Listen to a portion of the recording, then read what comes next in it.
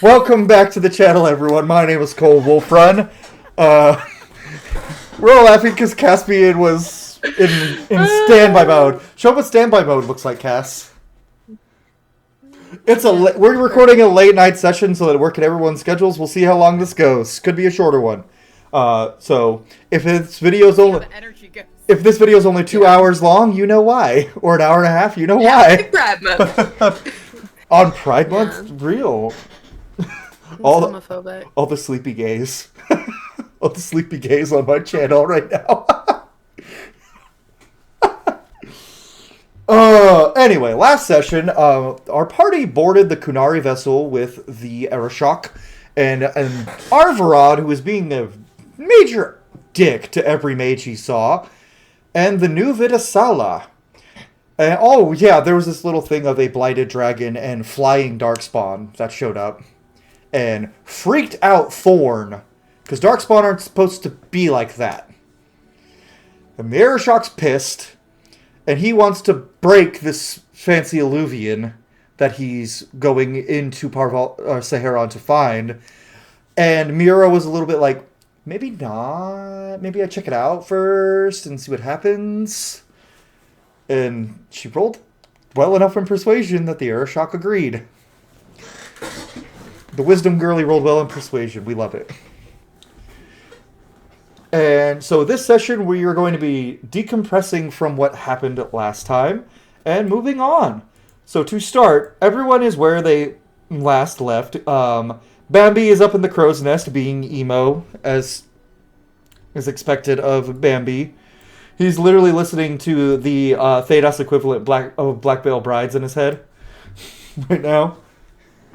Oh, yeah.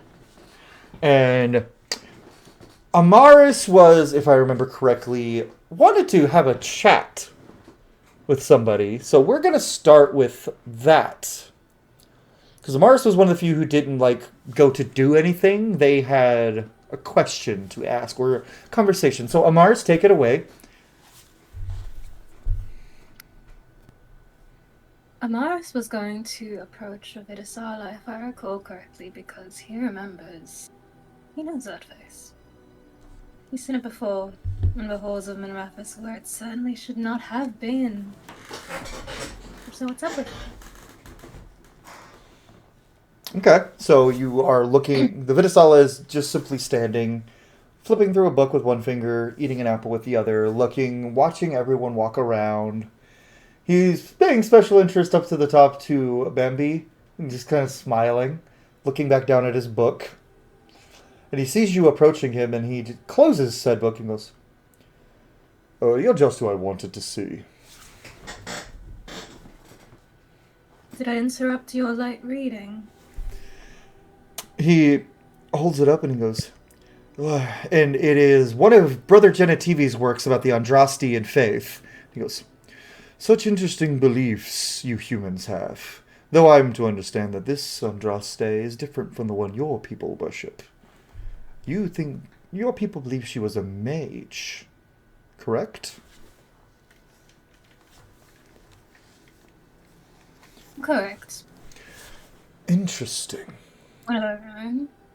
Became a bride of a maker. More personable that way, then. The other one. Seems fitting for you, boss. One civilization abhors mages, they make Andraste normal. One civilization loves mages, makes her a mage. It's almost as if maybe she didn't exist and is just a fabrication.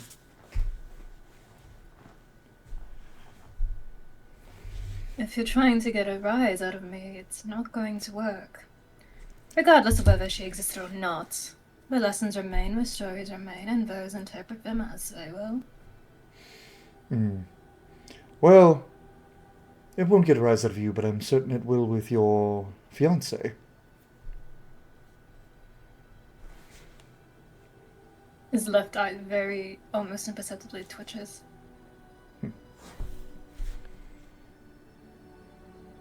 That news has spread to your ears already. Oh, don't fret. The news hasn't spread to anyone else on this ship that you haven't told. I am just very good at keeping my ears open. You also seem to be very good at appearing as others who you are not. I wouldn't be a member of the Ben Hasrath if I was bad at that.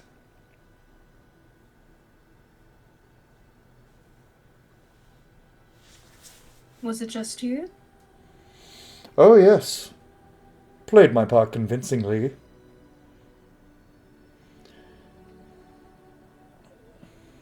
Or at least well enough that you all allowed me to masquerade as a mage for a time.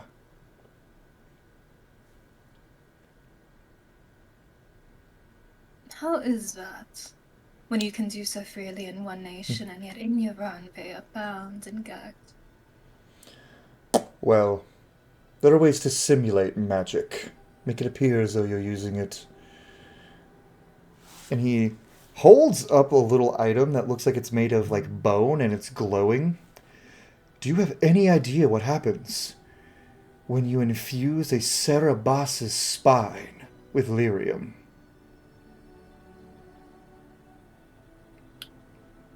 No, but I have a feeling you're going to relish in telling me within the next few seconds, so please, go on. No, I think I'll just let you find out eventually. He pockets the item. Enjoy your stay on the ship Bas Cerebas. Enjoy the protection of the Airshok while you have it. And he flips his book open, just starts walking past you. He just goes, and make sure your husband keeps his fellow mongrels in check. We'd hate to see... Would it require...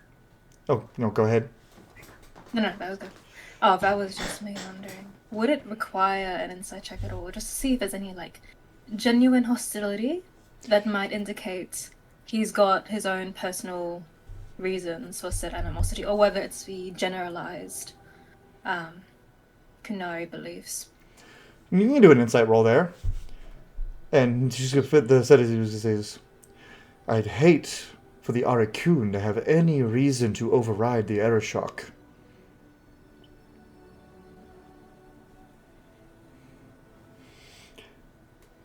That was a 16 for insight. Not any necessarily pointed accusations at you or Asher in particular, but just at the Magisterium in general and the Chantry. Ah. Just the general, like, Qunari versus Tevinter.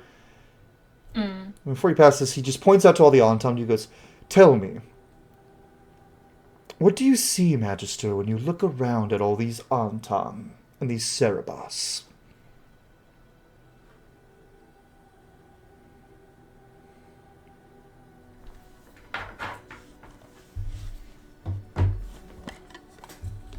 Dare I say, small-minded. Those who adhere only to their own beliefs and seek to expand it without consideration for others that might exist before them. So Do I sound hypocritical? Perhaps. The thoughts of my ancestors maybe, but we're going into a new world now. A new era. We shall see. He just looks around and goes, the typical small-minded argument said by everyone before they embraced the Qun. It's a pity you were born a mage, Cerebas. You would have excelled under the Qun. Closes his, or keeps his book open, flips the page, walks away, goes, until next time we speak.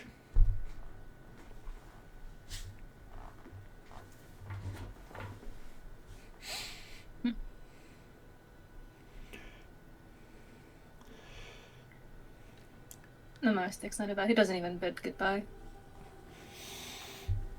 Shock of shocks, the Vidasala hates mages. Yeah, shock it. I mean, the last Vidasala did try to go over the Airshok's head and do the Dragon's Breath plan.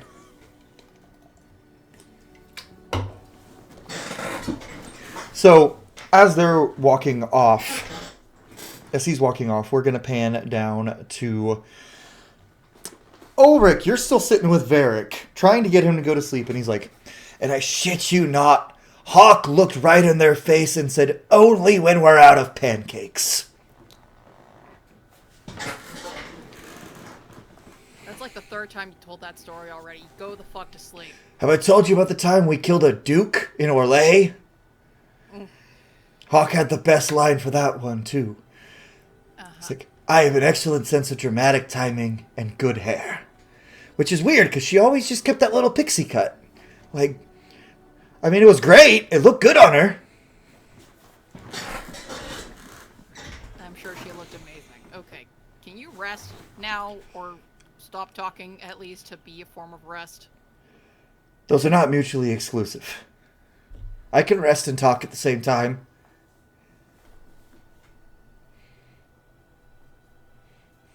Just rest. Just no. Oh, god damn it. Death rest. just. I didn't even tell you about the time Fenris and Blondie almost killed each other over a game of Wicked Grace. What story do you have where they don't almost kill each other? That's a valid point, and I don't think I have any. At least with Sebastian, Anders just talked shit, and Fenris just told him to stop trying to convert him to the Chantry. But, no one really likes Choir Boy. I mean, that's why he's gone. All right. I'll sit here. And he props Bianca up on a chair next to him. It's like, Bianca and I will get our rest. Now you go handle that paperwork you've got to do since Cullen put you in charge. Yeah, fuck off. Just try not to put too much pressure on that leg, alright? He looks like he wants to instinctively just put his other leg over the top of it, but then he just goes... But then he thinks about it, doesn't do it, and then just leans back and just goes, looks down at his robe and goes, no, who did that? And just undoes it a little so his chest is more exposed and just leans back. I'll see you later, Ulrich. Go do your work. Go do your homework. Be sure to tell Cullen about the flying darkspawn. He's gonna love that. Oh, fuck. That's right. I gotta write about that shit. Oh, don't forget. This mission is just not gonna be any easier on me, is it? Don't forget about the blighted dragon. Yep. For fuck's sake. Alright. He's just grumbling to himself as he leaves the room, just dreading the amount of stuff he has to put in his report. Because it's so much happening, and he knows that it's going to be a time when, by the time Colin reads it all, he's not looking forward to this.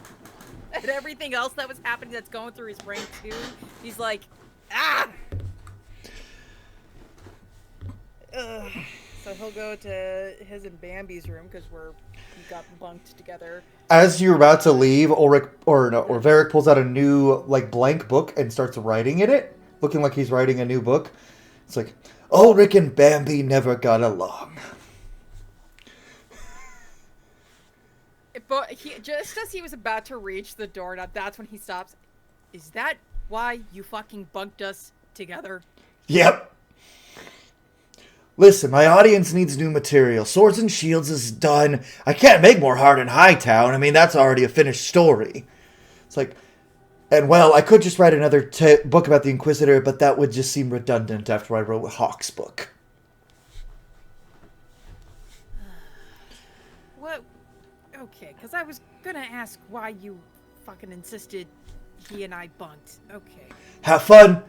Also, go get the squirt. I think I saw him crawling up the crow's nest as you made me limp away. Yeah, I think I saw that too. Have fun dealing with that, by the way.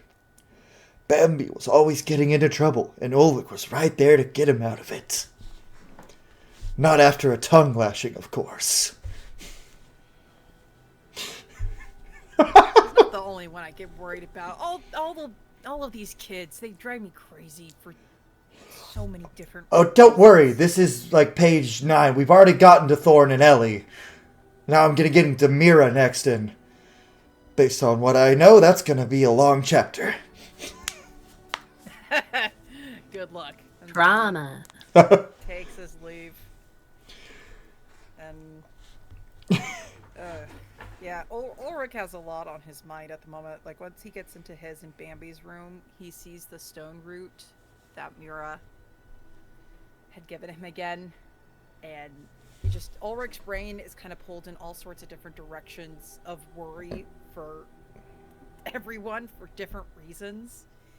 And like, peek behind the curtain, Ulrich is feeling very like pulled in so many different directions that he doesn't know where to start to do anything. So he kind of just forces himself to just work on paperwork, because paperwork, that's something that he can for sure do without, you know,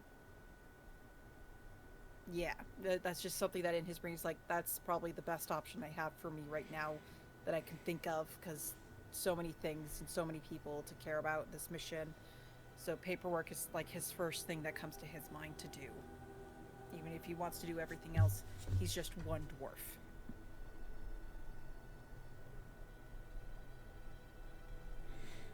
Okay.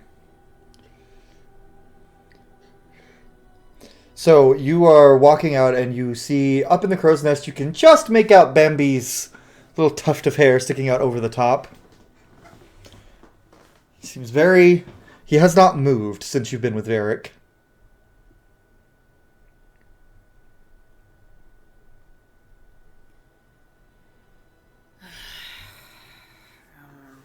He'll climb up. He'll climb to get to the top. So this crow's nest was built for Qunari, so you're having to like full pull-ups all your way up and stand and then full pull-up each time, because they're built for Ontom, who are bigger than most normal Qunari. Like, you thought Thorn was big, and then the Ontom showed up and were like 3 inches taller than Thorn, and their arms were the size of his head. I completely forgot that part of things. Okay, yep, I'm having a grand old time then. Cool. How is Ulrich? Because we know Ulrich is a cusser. What's Ulrich saying under his breath as he's going up the ladder? Fucking giant ass on Tom and their fucking giant ass fucking crow's nest ladder fucking bullshit. Giant chairs, giant tables, all this fucking giant bullshit. Fuck all this. Fuck them. Fuck this. Fuck this mission. Fucking hell. Bambi, you hear all of that. I think about halfway up, Bambi leans over and says, I heard something about artists. Don't push me right now. Kind of in the middle of something.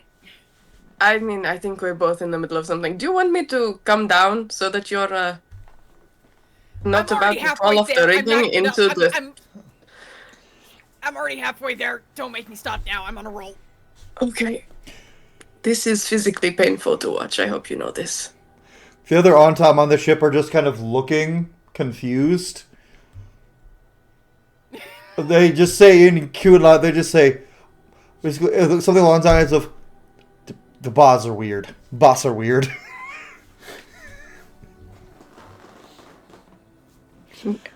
You hear one of the Ontom say, giant furniture than dwarf spite.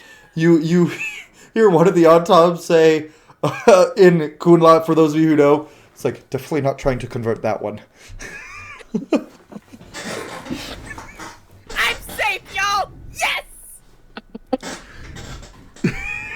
Not that they could get me anyway, but still.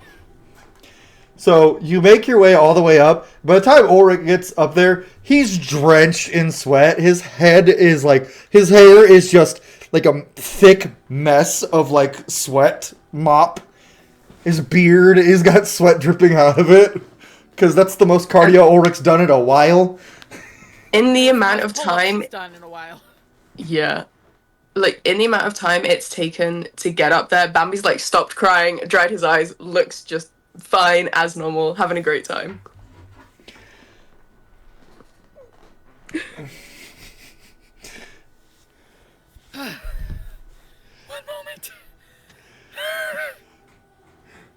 really had to climb like that in a long time. Oh, I don't think I You even would had to climb have... like that in the Inquisition. You'd have an Ooh. awful time in Treviso. Are We there should ladders get you that through big? Treviso. Are there ladders that wide-spaced? There's not that widely spaced, a lot of ladders and a lot of zip lines. It's the best part of being an Antivan Crow. I can handle ladders. Haven't done a zipline. It's just not ladders that are built for fucking on town. Those are the only kind of ladders I can't do, apparently. Oh. Any reason you're hiding up here? Like you usually like to hide when you're trying to suppress some kind of emotion? Again? What? I don't hide like that. What are you talking about? I've never... I didn't climb up that fucking rope ladder for you to bullshit me. I am not in the mood to be bullshitted on. You guys don't see this, but Varric's in his room writing, and Bambi was always hiding his true feelings.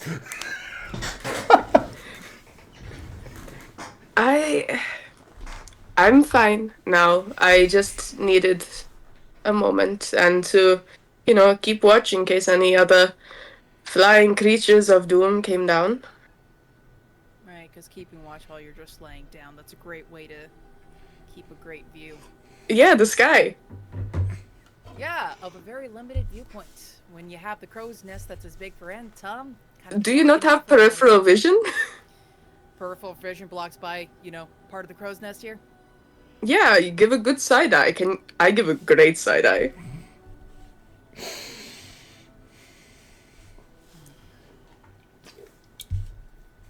Okay, just what's going on in your head, kid? Oh, the usual thoughts of, That isn't horny. Oh, okay, well. The less usual thoughts of, a possible doom wherever we're going.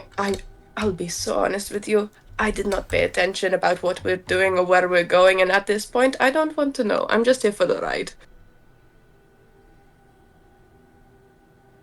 So you're just riding along on a pretty dangerous-ass mission going all the way to Parvalin, huh? Oh, we're going to Parvalin? Excellent.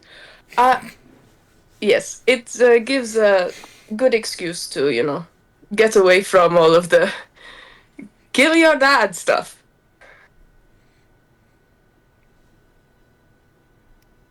Yeah. How are you doing, though? I'm fine. Why? I mean, you got this promotion, and it seems like a lot of paperwork, and it seems like it's more responsibility and being blamed for stuff than it's worth. I've been with the Inquisition long enough where it wouldn't be the first time I got a field promotion. But with the stakes, it's not a lot. It's just There's stakes. No, we're not. Hold on. No, you're not flipping this around. No, wait. I see what you're trying to do here. You're trying to flip this around on me and trying to avoid everything on you. What? I would not do that. What? But the thing is, you've been put in kind of this sort of role of responsibility, and a lot of us are younger side than you. So you've kind of stepped into the father role, and that must be very hard on you.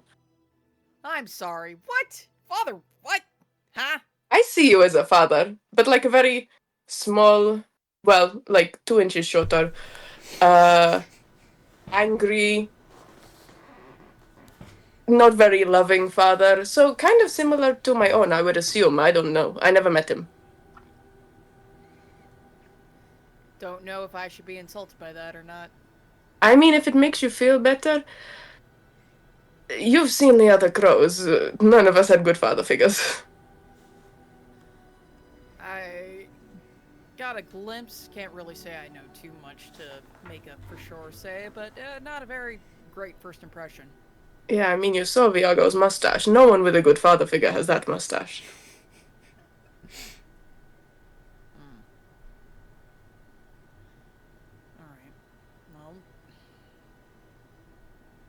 Well, I just wanted to check in on you because when your head's not in the game, it does not make for very great anything in or out of combat.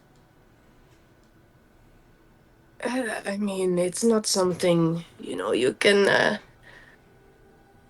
I don't think it's something anyone can really help with. I think Mira kind of experienced it. It's the sudden realization that you could die any day.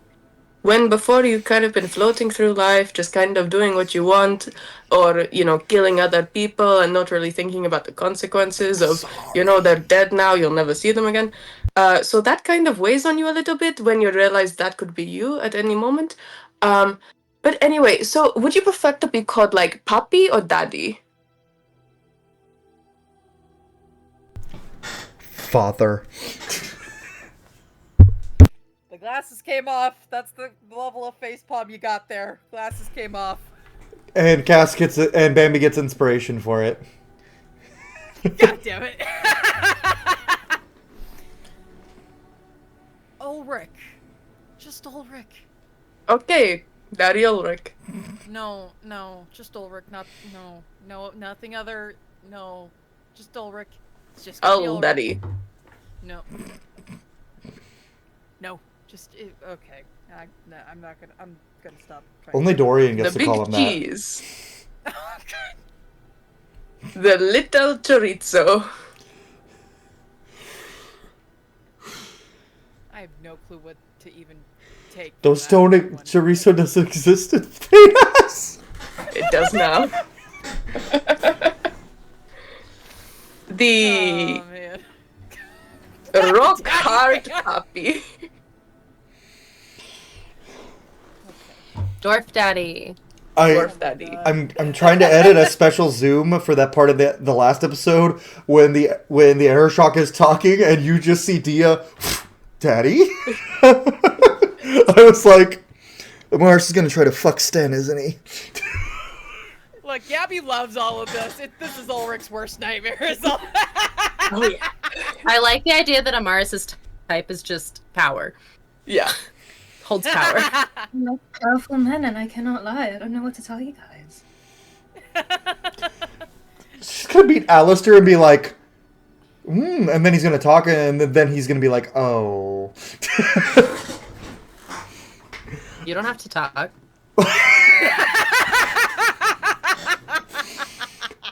He's married with Not 2 the children. other things. Is that what Mira said to Cullen? What? All right. Yeah, Ulrich's just gonna don't hide if you need to talk. All right. It doesn't do anyone any favors, least of all yourself. So just try to talk to people, someone when you're getting in this space. All right. All right. Apologies, If you it's have not to- exactly Yeah. something we're really used to in the crows. Talking about feelings or. Welcome to the Inquisition, then. And Ulrich is gonna just gonna try to do the drop down, just try to catch himself every time as he's climbing back down, baby. And Here we go. Bambi right beside him for a short while, just immediately backflip, lands on the deck. Hi. Fucking show off, little brat.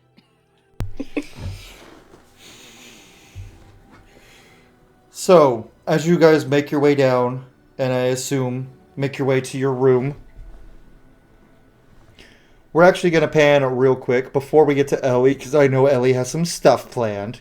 Mira, what are you doing preparing for your rest? I don't think she's doing much of anything. She's still... I think she closed the door and was kind of like, good night. She's gone through enough today. I think she literally was just like, I'm gonna go to sleep now. Like, I've given my friends things. I've, like, whatever. So I rolled for if Mira gets peace right now.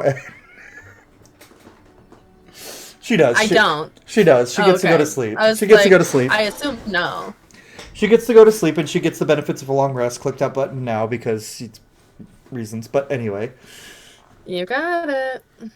And no bad dreams, but you just keep hearing a voice in your dreams. He didn't mean to hurt you.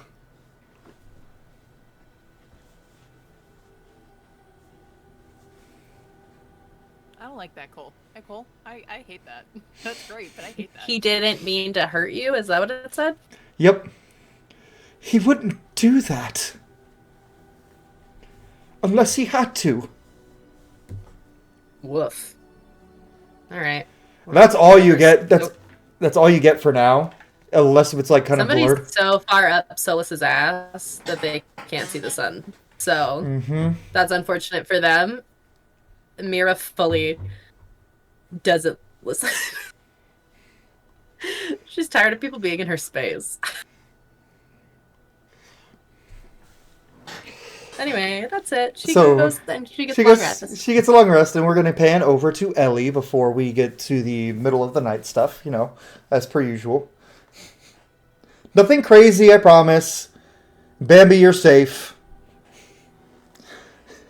All right, Ellie. So you're in your room with Thorn, right? I don't know if had she actually made it back. I don't think she made it back into the room. I think she was making her way back in, and you just, as you're like outside the door, you just hear like something break.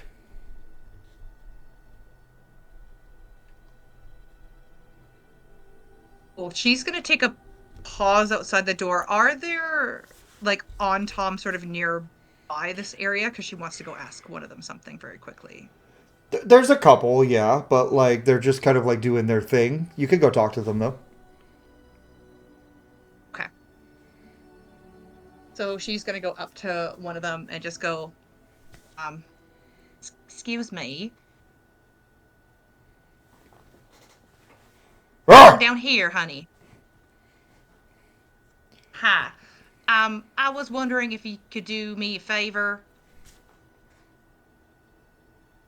He doesn't say anything, just keeps staring at you. I'm gonna take that as a yes. A lot of us are all covered in darkspawn ichor. We really need to get this off our bodies. Is there any way that you can draw a bath? Just turns around and walks away. You don't know if he like registered anything you said or not. It's for the other Grey Warden over there. Go get him. But it's strong. Damn it, these guys are weird. He comes back and hands you a little ball. What's this? He doesn't say anything. You're now realizing this man only speaks Kunlat. But he got the gist. He heard the word bath, which he's heard Fancy Pants say before in common. So he's like, he just gave you a bath bomb. Is it bath bomb? You also Tom used bath bombs, confirmed. You also each have a bathroom like attached to your rooms, so like you have your own like private. There's bathtubs, everything. Okay, sorry, I didn't know that. Okay, well, she's gonna kind of look at the bath bomb and be, thank you so much. And just kind of awkwardly start walking away, I guess, like kind of half looking over her shoulder to be like, trying to make sure she's not being rude. He's just turned around and walked upstairs like the second you started walking away. Okay. So she's gonna go back to the room and slip inside and take stock of where The only thing that's broken, Thorn is at. The only thing you see is broken is he has a broken like looks like a horn that he kept on him. It was the horn from his first ogre kill. It looks like he snapped it in anger on accident. He's just clenching it very tightly Like, you see cracks forming in the ogre horn as he's, like, holding the two pieces.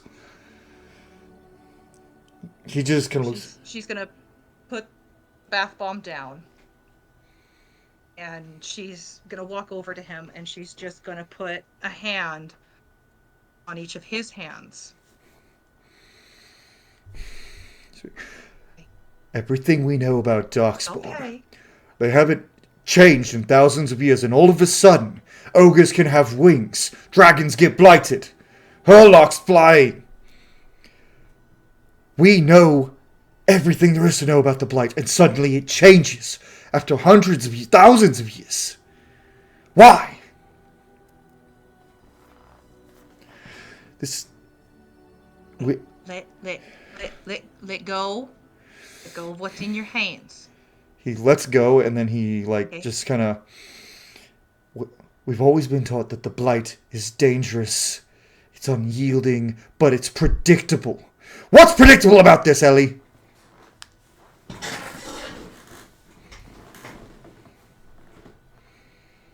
So she's not going to answer the question right away. She's now just... So she puts the horn to the side very gently. And she's going to take both of his hands.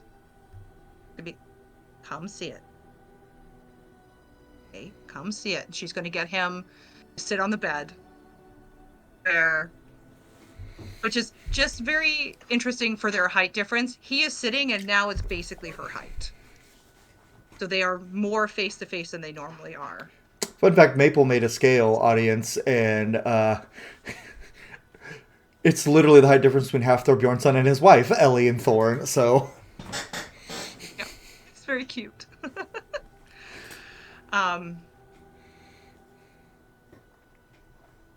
So, we know that anything can get blighted. Anything can get infected with the blight. And we know it does horrible things to them. Yeah, literally anything now. I And can't... he pulls up Inquisition reports. He's like, I got these when we were in Monrothus. You know that red lyrium shit that the Inquisitions kept so hush-hush? It's blighted lyrium!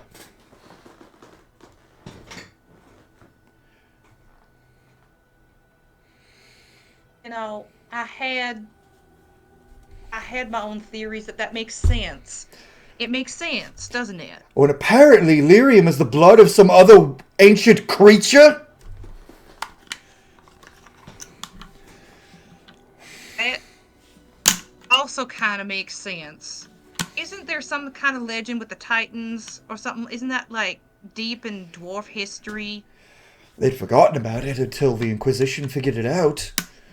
So the Inquisition learns all this shit about things we thought were the norm for hundreds of years, and they don't tell anyone? They just keep it to themselves. And they say wardens keep secrets. We don't keep secrets that change the fucking world. No, I mean, we didn't tell them about the architect neither until I opened my big fat mouth. He's gonna kind of sit and just go, fair enough. And I suppose we did know about Corypheus before that hawk person let them out. No, but we... Didn't we put him in there? Yep. And then a dumbass warden decided to try to let it out. I read the report. Because there was a group of wardens who had to go investigate after the fact, and Sarkava and I went. Funny he didn't tell me he was there until after we investigated. No.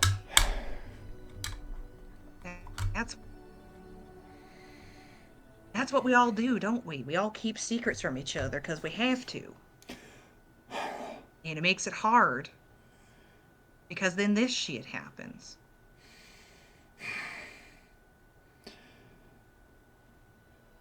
Well, at least I can probably guarantee that the Inquisition didn't know anything about these new kinds of Darkspawn. But But did we? Everything was simple before. We knew what our enemy was. We knew how to kill it. And now things are changing. Ellie, could you sense those darkspawn before they showed up? I felt it in the dragon. That's I all. didn't feel the Hurlocks or the ogres, but I felt that dragon. I It didn't feel. I couldn't feel any of them. I felt the blight, but normally when we sense them, we can sense how many there are. We can feel like individuals. It just felt like a fog of blight. That's what scares me the most, Ellie.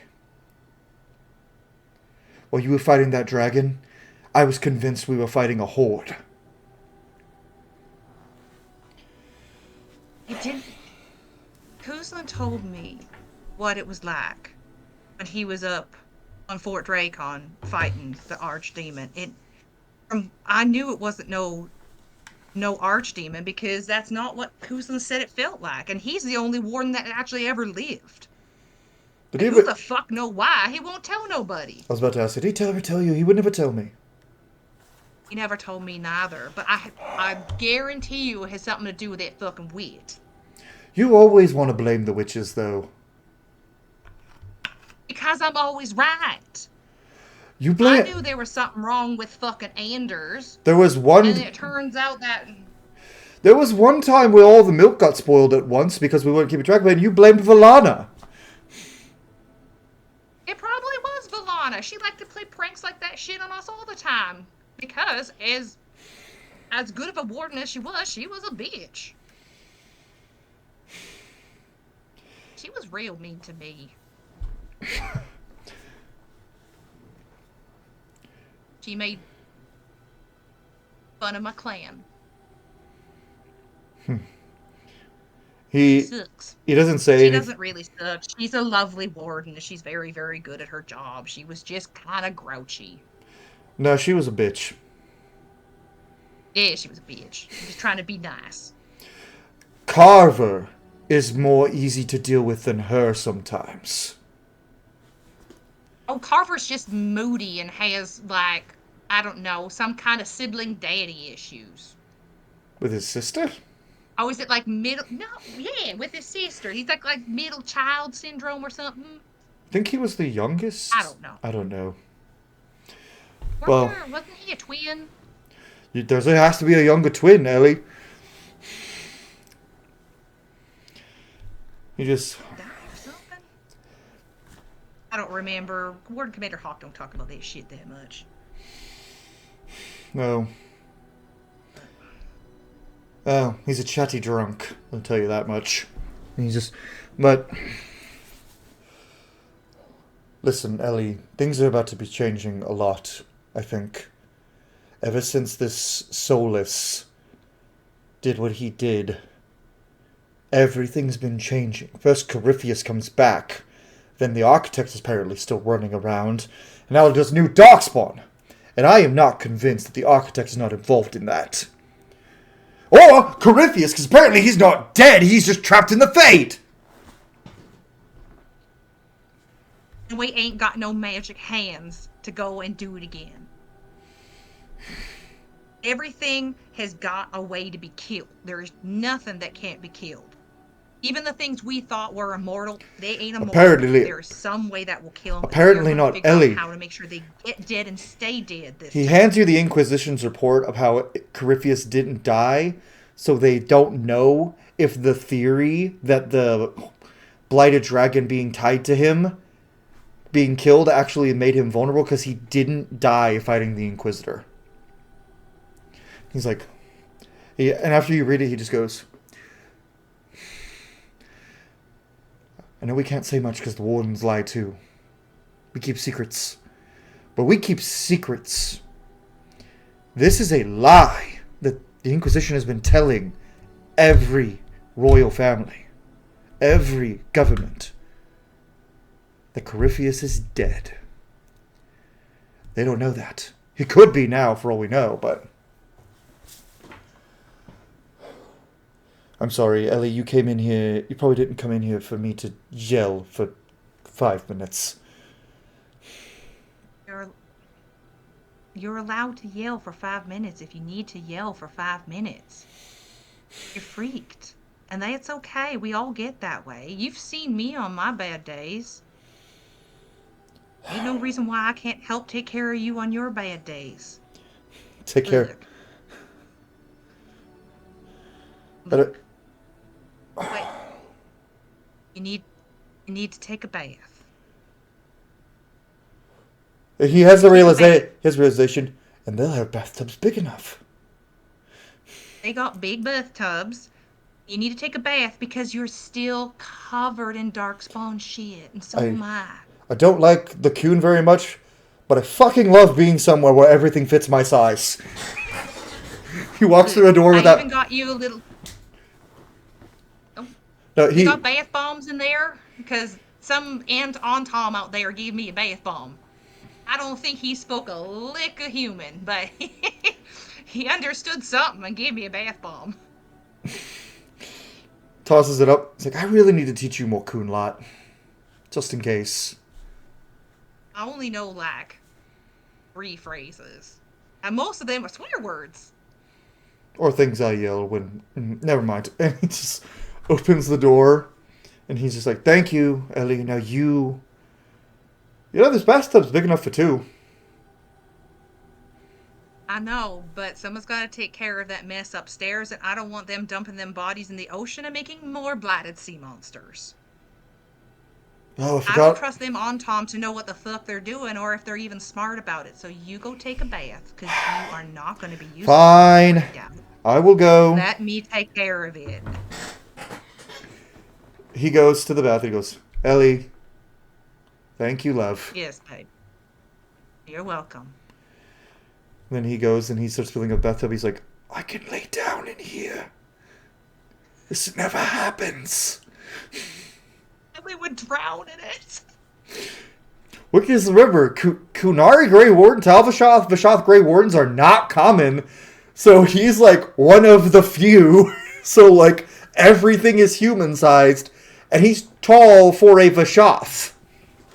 Not tall for an Antom, but tall for a Vishoth. So being around the Antom is like a person's like, hey, why are you bigger than me? Fuck off. But then he's like, everything fits me. So now we're going to pan back over to Ulrich and Bambi as they enter their room before long rest time.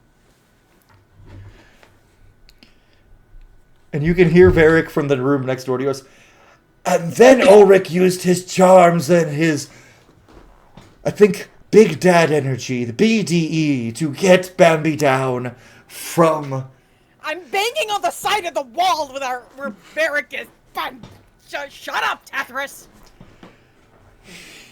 So I was thinking Little Big Daddy, if that works for you. Don't say that in here. He could probably hear that. I was thinking Little Big Daddy, if Varric- that works for you. Varric has gotten out of bed and he's hopped over to the wall and is leaning against it. And he's writing things down. And it's like, how did you feel about our conversation, Little Big Daddy? Perfect. And then he goes, alright, I'll leave you alone. I'm going to bed, I promise. I don't believe him. Yeah, I don't either. Fucking hell. How you doing in the headspace? You know, I'm doing fine. I'm really good at repressing things. That's not good! It's great for me! No! Listen, with the average lifespan of a crow, I'll be fine. I just repress everything and I'll die before I need to get therapy. You say that and then I'm gonna force you into therapy. Just watch one of these days. Don't do that. That would be way too many sessions. You couldn't afford it. Try me. I'll take on extra jobs. Why not? Oh, you are my daddy. Shut up! God damn it! I'm gonna check on anyone else, and I'm leaving the room. It's so easy to work you up. So, as Ulrich leaves the room and walks away, a couple minutes later, because he wanted to make sure Ulrich was gone, Varric opens the door to your room, Bambi, and he goes, "Hey, kid, how you doing?" Oh, I'm doing awful. How are you? Well, he looks at his leg and he's like, "Ain't nothing time won't fix." And he scoots over and sits in a chair next to the bed you're laying on. He goes, "Seriously, though, I've known a few crows in my time, and while none of them are as sassy as you, they all kind of have no self-preservation is the right term." He puts his finger on your chin and goes, "Chin up, kiddo. The world needs you. It's better with you in it." You see, that would be really sweet, but usually when someone grabs my chin and does that, it's a whole different situation. So now I'm going to go to bed and deal with this situation. Have a good night. What? Oh, damn it. And he gets up and limps his way out of the room. And then he goes back to his and goes to sleep. Amaris, is there anything you would like to do before long rest?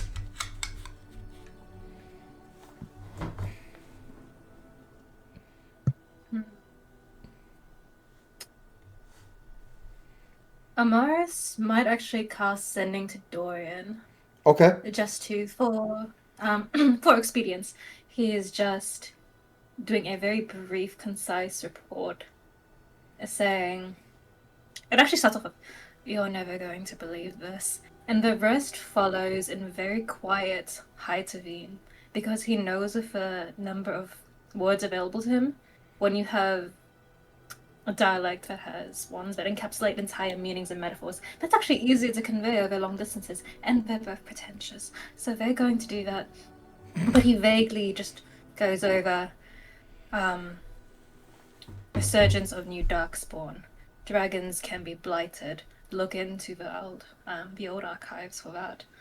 And also, very specifically, any mages in the Magisterium who are particularly attached to certain magical items, keep a close eye on them. Will report as soon as I know more. Save some of the good wine for when I get back. He goes, "Fine, I'll put back this bottle of Olesian Red." He goes, "Be careful, Amaris.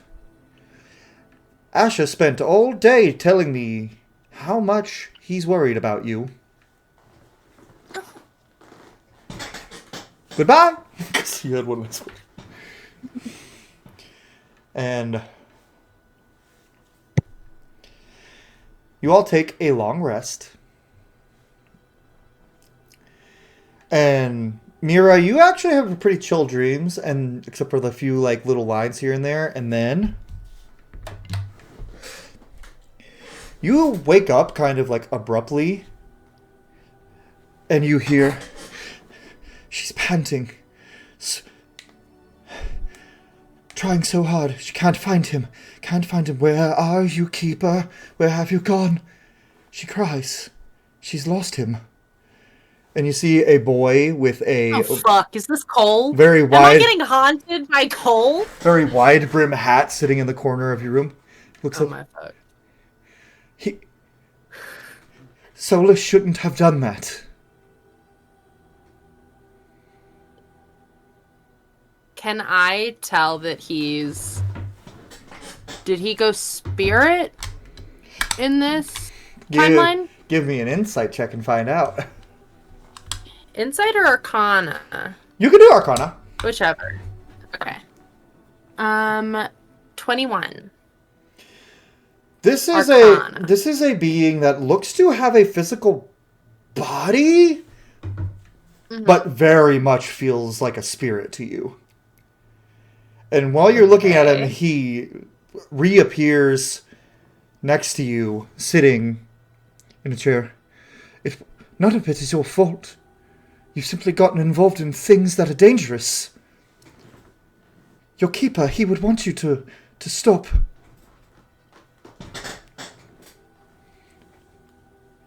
Right. I'm Mira. You know that. Who are you? He like looks at you with his blue glowing eyes. Cole, which was really weird to say out loud for me. Yeah. Interesting.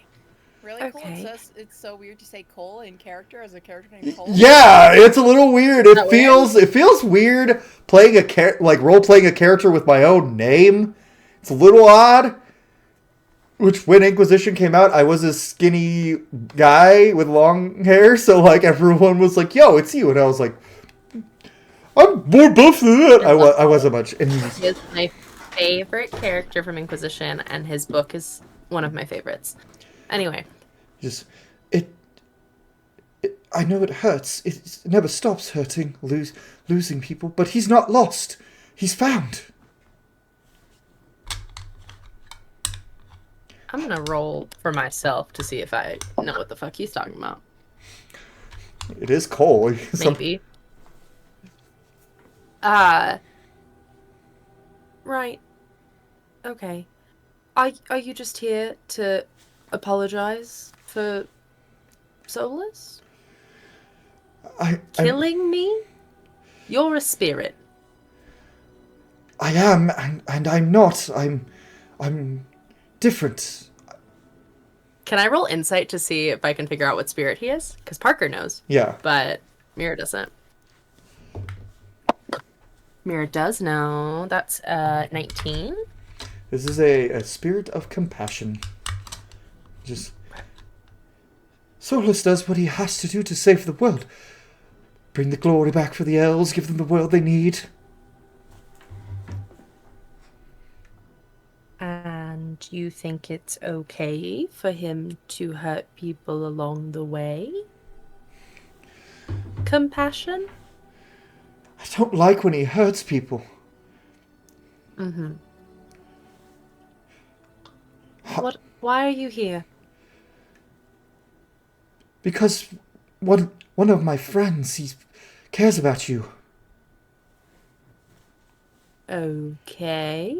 Well, now, And that is? well, now two of them. He goes, Cole? how will... Follow the line of questioning. Right. Varric always told me I should answer questions when asked. Harwin is... Right. He worries about you. My keeper. You've met my keeper? Yes? Where? No. Solus wouldn't want me to tell. I can't tell. Telling... Why'd you come here if you can't tell me? I want to tell you. But when I tell people things, Solus gets sad. I think that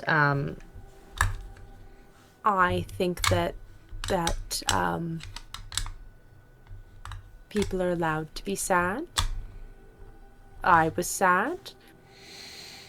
I was very sad when I died. No.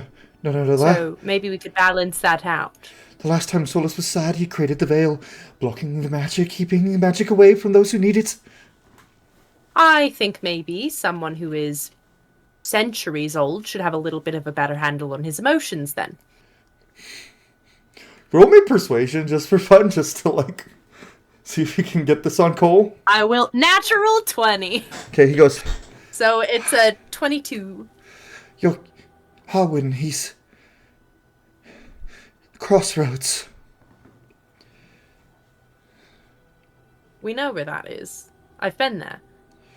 Yes, you've been there. You've been to part of it. It's much bigger, much bigger. And Cole, how did you feel about what Solus did to his friend? I'm gonna roll to see what friend you his friend? Solus would never hurt Varric. He would never do that. Solus would never hurt Varric. He likes Varric. I meant Felisan, but sure, also Varric. You say that name, and his eyes grow wide. No, Felisan ran away. Came back to himself and ran away. As he should. Cole, why would you want Felisan to be... Solus was going to fix him after it was done. He promised me. He promised. Okay, I think maybe you should know that he breaks promises. I think, god of lies. And deceit. And some other things that aren't good. So do Varric and the Inquisitor. They promised that being human would make me better, but it didn't. It just made me different. And Solus, he fixed me. Being different is hard. Being human is hard. I tried... But things that are hard aren't necessarily not worth it. I try to forget. But I can't. Oh. I see Varric, I see Adar, I see Cullen. He says I'm trying to forget, and all Mira is picturing is Bambi. It's like the same thing. She's thinking of like a little, like a version of it's just sad. I think that she's just... You don't have to do anything that you don't want to. He just looks... Yes. And you can see there's like little marks like on the sides of his head that somewhat resemble Valasleen. Oh. But they're not really the same. It's different. You can give me an Arcana check to see if you can... Figure out what it is. Sure. 17 plus 8. 25. This is a binding spell that bound the spirit of compassion to the body of Cole, making him more spirit again.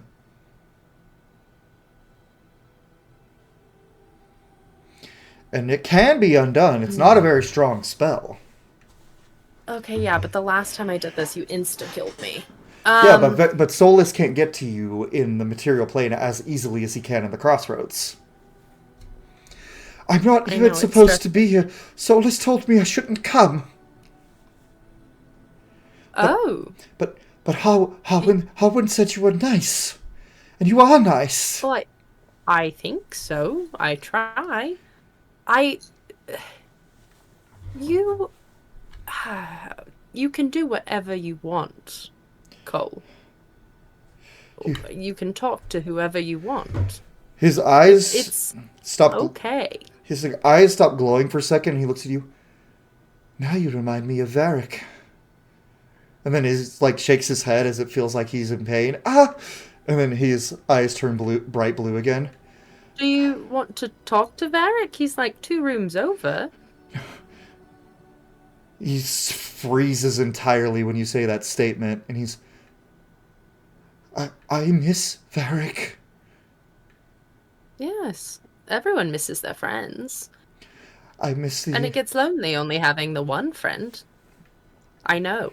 Trust me. You see the marks start to pulsate. I miss Adar. I even miss Sarah and Blackwall. And... What kind of thing would I have to do? What's in your spell? Well, what's in your spell list?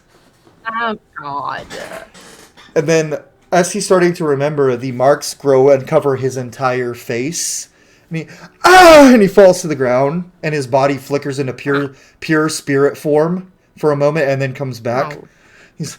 Lord have mercy. Solus wants me to forget them. Forget them? He says, remembering the Inquisition. What did I do last time? Last time it was just a break. You could reach out to your other mage friend on the boat. I could, but I don't want Cole to flicker out. Because I don't know if she would know to do that, or if she... You can give Amaris is a good Tevinter mage, but she also has only heard really bad things about Tevinter mages, and this is a spirit. Give me... So, I don't know. an investigation or arcana check to see if there's anything you can do. Okay. Arcana. What are you? 15 plus 8. So 23. With a 23, you pick up that there are two options here. You can either appeal to his Okay. compassionate side and help the spirit, or you can find a way to appeal to his humanity, Oh no. which would involve somebody else on this ship to help him. Okay. That's but you kind of figure it's definitely not Ulrich. Yeah. Ulrich thought Cole was weird. Yeah, for I sure. probably don't even remember Cole because of the thing Cole can do to your memory. I don't think Ulrich even remembers. No, you definitely remember because he That's became fair. because the Inquisitor made him more and Varric made him more human. Human. Yeah. I don't know if she's ever thought about whether or not, because I feel like she would be more comfortable with spirits. And you hear in the back of your mind a voice. What will you do, Lethaline? Will you allow him to exist in this perpetual state of agony? Or will you help him embrace the Like spirit you? he is? Who is talking in my head? Is it Solus? It's definitely Solus. Yeah, she literally says kindly fuck off in Elven and just is not listening to him. Oh, fucking leave. I don't need you in my head to make decisions. And you're not letting him make decisions. I'm not talking to you. Why am I answering? I'm not talking to you. You'd best get Go used to it. fuck off. You'd best get used to it, Lethaline. When I did what I did, I bonded us. Oh, Death? Was that what you were doing? Bonding us? Jesus Christ. Treat your friends better. Anyway. I can't with you, actually. Cole. You miss your friends. You do not want to forget your friends. I don't want to forget again. I used to forget. I used to make people forget. And Yes. Voldras and Beric And told that's me wrong. it was wrong to make people forget. It is an invasion of someone's mind and experiences. So that could be... Yes. Why do... I feel overwhelmed. I'm going to cast message.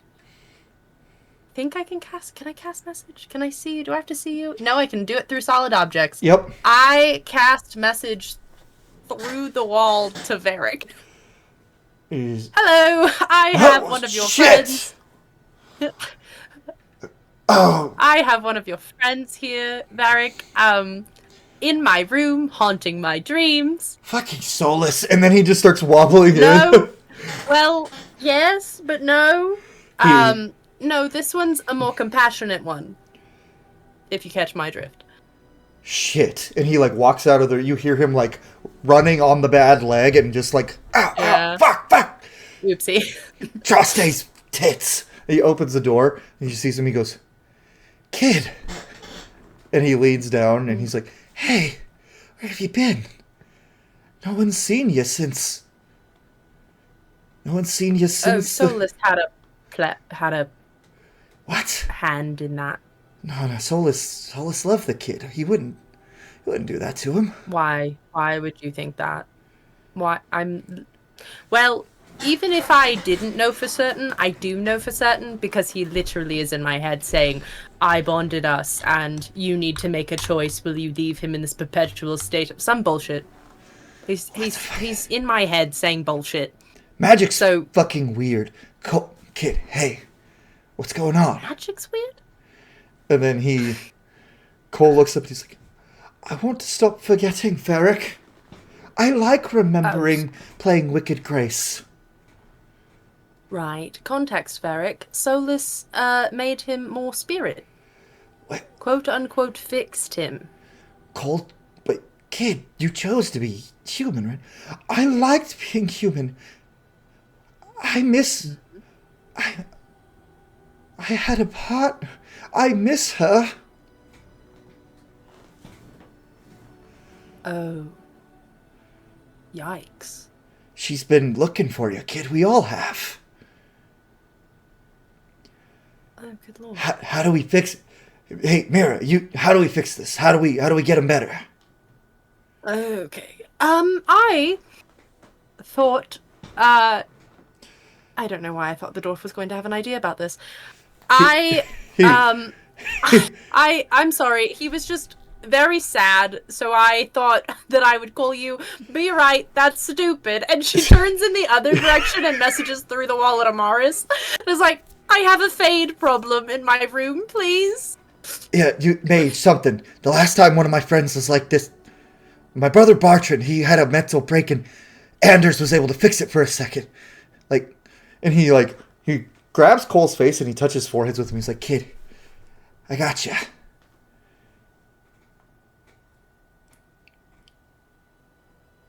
You don't even hear Mars responding through the message, but you hear footsteps coming immediately down towards your room. Great. And then, Hello. but as that happens, It's just a party in my room. Cole looks at Varric and he goes, Varric, you miss a friend. Bianca, not the crossbow, but another friend. She loves you, but is with another. You can't be with her. It's not your fault. Okay, this is why I like you better when you're a human, kid. No one's supposed to know that. Hey, it's okay. And then as Amars walks in, he goes, I love knowing things I'm not supposed to know. Anyway. Hello. Hey, Vinty. He's my friend. Solus did a thing to him. This is Cole. Spirit tied to a body? Wanted to be human. Solus, not surprising anyone, did not enjoy that decision, so overrode it with no consent. So, also he's in my head. So I'm just going to continue to shit talk him until he goes away. It's not going to be a thing he can do. He can do all the time. It's going to be Solus can do it on occasion, but not all the time. So he doesn't hear everything you say. She just is going to assume that it's like a. I hope you're listening just long enough to hear me say that you're full of shit. Anyway. Cole turns and looks at Amaris and says, "You mourn a friend you were supposed to love, but there's a but now love someone else." Cole, you doing the thing again? Nope. He's like, I'm sorry, I want to be human. I like being human.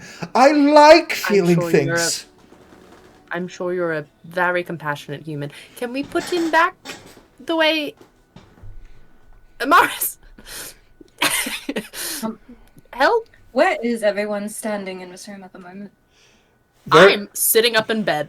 I have not gotten up. I just had a thing haunting my room. Varric is leaning down and holding the sides of Cole. This kind of feels like reverse tranquility, like forcing someone to be more of a spirit than they are, and it's definitely some sort of magical effect. Mm-hmm. Dispel magic. Amara circles Varric and Cole, just curious and close, and says, I know that name. Dorian's mentioned him once or twice.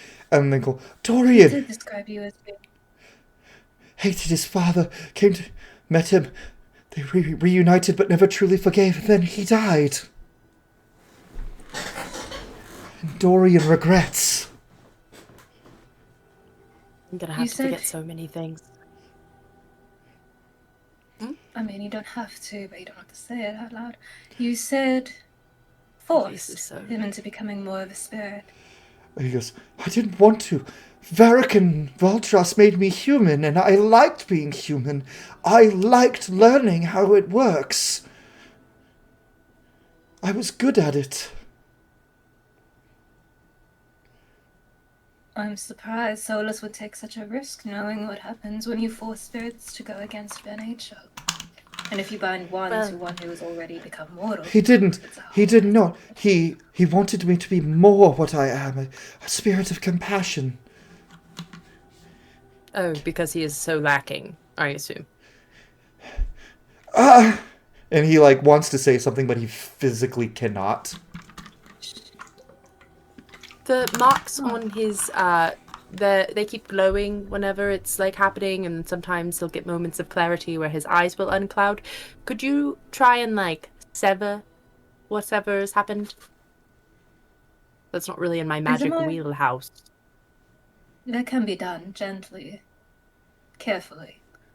Is Amaris getting the impression that yes, they're saying if we go further back in the lore, Cole went through the choice of becoming spirit versus human. He was made more human, stayed human. Was another spirit of compassion bound to him? Sorry, did I catch that right? It's more like Solus drew out the spirit form more and amplified it with some kind of ancient magic.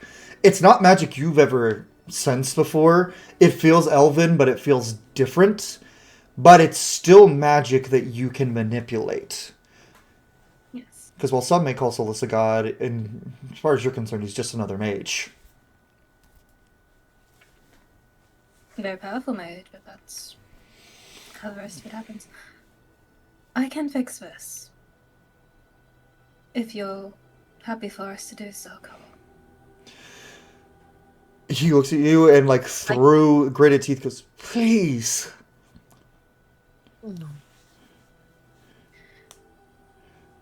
Amaris is going to weave a sigil in the air, and where it does so, it's as if he's almost drawing a rift into the very fabric of reality itself. It glows green, and it's a ward that signifies dispelling and unbinding.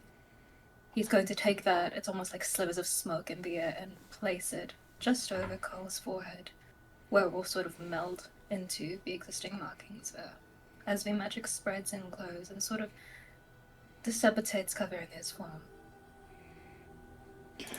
And as you do it, like, it fades, his eyes uncloud to their normal, like, blue eyes, human blue. His body seems more corporeal, and he just looks at me and just hugs Varric and starts crying. He's like, he made me forget. He did what I used to do to everyone else. I'm so sorry for everything I did. And Varric's just like, hey, come on, kid. It's okay. You're all right now. He's like, and he just looks up at Mars and just says, thank you. And he looks up at Mira and says thank you as well. And he looks at me, Harwin, your friend, he's in danger.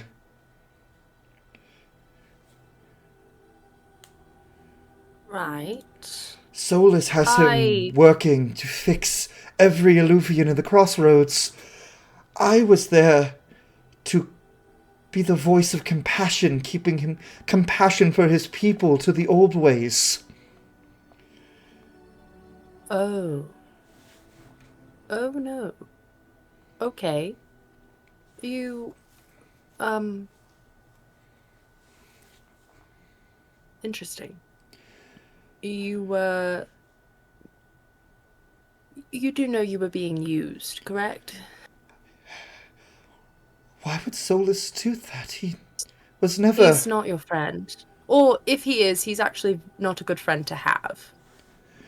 As shown by how he treats his friends. Varric clenches a fist and he just says, I wonder if this is why he was so dead set on you becoming a spirit, kid.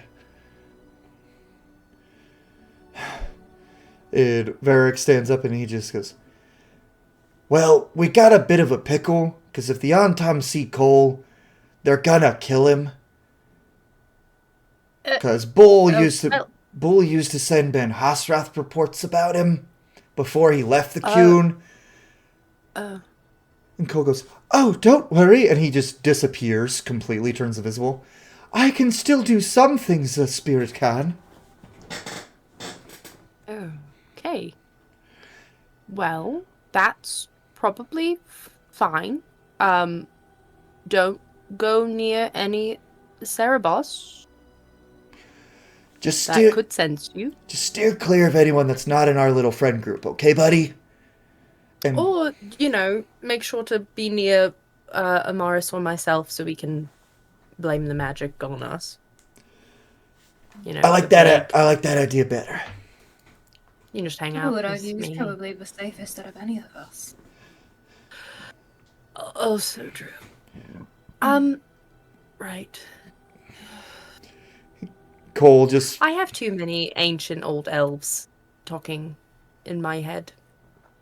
You only have one. For now. And Varric just goes, and that's too many, kid. That's true. It's, yeah, one too many. You've heard Maybe Solus... if the quality of him You've, was better. also, you've heard Solus talk. All that preachy and pompous and just, grr, my magic is better than yours. Yes, And Cole... true. You hear a thud and you hear him start snoring as he has not slept in over 2 years. Oh. Oops. And Varric just goes, kind of taps, come on, kid, follow me. Oh, I'm sorry. Now, you can hang out in my room. Just stay invisible. We'll talk more later, guys.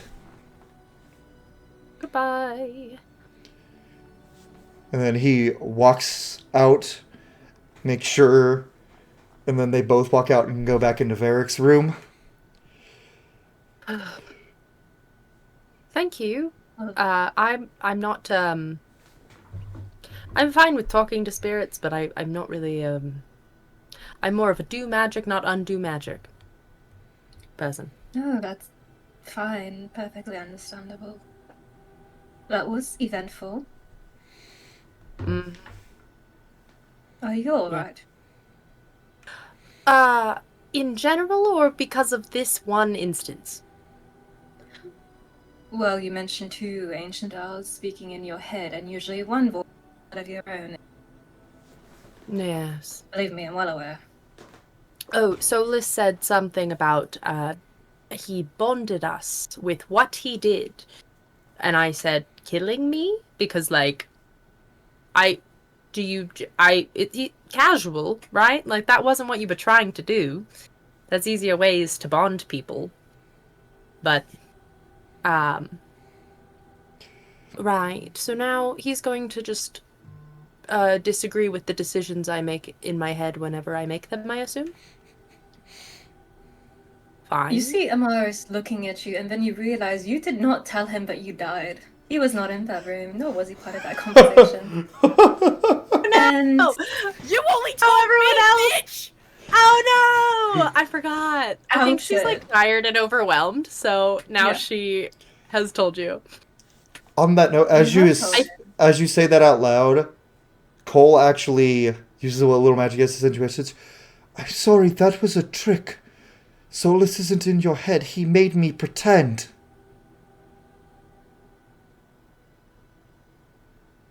Insight. Go ahead. what? Insight check, Cole. 16 plus 7. That's what Cole. 23. That's what Cole thinks is true. You don't know if you believe him, but it's what Cole thinks is true. That's what Solus told me that I was bonded. Mm-hmm. So it's interesting. So it could be that Solus is just trying to mess with you through Cole, or he could actually be bonded to you. You don't know yet. Yeah. Go to trickery and lies, am I right? Now, anyway, Right. on to talking about the death thing. And Amaris being disapproving stare. I really Not like that disapproving, curious. Mira just like fully was just talking. Okay. People tell him things, it's great. Yeah, and I'm yeah. Is he looking at her weird? He's not looking at her weird. He's looking at her, and you see it's as if a light bulb gone off her head, and he says, "That's why the Fade clings to you." Who knows? Anyway, I think she's like backtracking through the conversation as like, oops.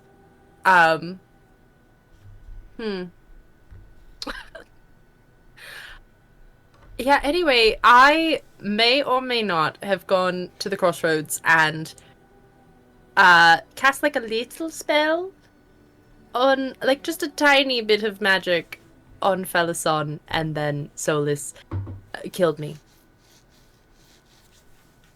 Felison's not tranquil, though. I literally was just trying to tell what magic it was. And then he grabbed me and killed me, but my magic was enough for Felason to break whatever fake sort of weird tranquility thing was going on. And then he carried me out, revived me, said he had a bunch of stuff to do, and left. So that's not one of the ancient elves in my head, if that helps. Unfortunately, I feel like he'd be the only one that I would want, because he seemed nice. You know. That was kind. I guess he could have just snapped out of it and been like, dang, sucks. I was dead. You understand. Very little. Continue. Reverse tranquility. Yes. Someone is not tranquil because of what you've done. Someone has their magic once again. Do you understand the weight of that? Do you know how many mages have dreamed of that? I don't know if it was me, or if it was just like the circumstances, or where we were, or like the version of tranquility that I've never seen like tranquil, but yes. You've just discovered that it's possible. It can happen. Yes, I suppose I did do that. I think maybe he's like an ally, possibly. On Pride Seemed Month? nice. He would be ally. He would. So, yes, I suppose so. I should probably think about what I did more. I was kind of overshadowed by the fact that I died. Like, right after. I didn't actually know it worked until I woke up. You can almost see just the clockwork in Amaris's head, just going through it, processing things in a way majority of this party do not do, as he's actually thinking about what you said. Yeah. Hmm. Hmm. She says a lot of stuff. She does. Mm. One ancient elf was returned to his former self. We've discovered that tranquility can be reversed. Thank gods for that. And you were killed by another ancient elf and then brought back to life. Another veil clings to you as if you were one of its sons. To a spirit, but not. Huh. Right, I was brought back by another ancient elf, so I don't know if that's why. I don't know if it has to do with the killing part or the brought back part, because both were ancient mages. But yes, so that happened, and Solus still hates me. So he really hates me now, and at this point, I just don't care.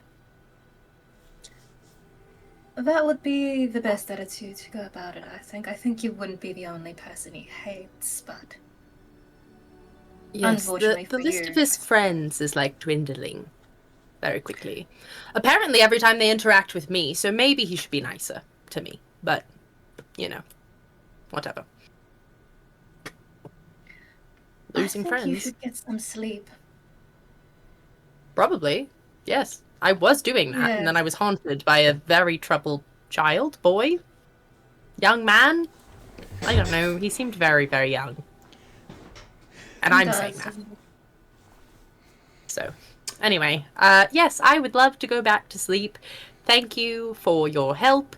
Here's hoping there's no ancient voices in my dreams this time. Or spirits.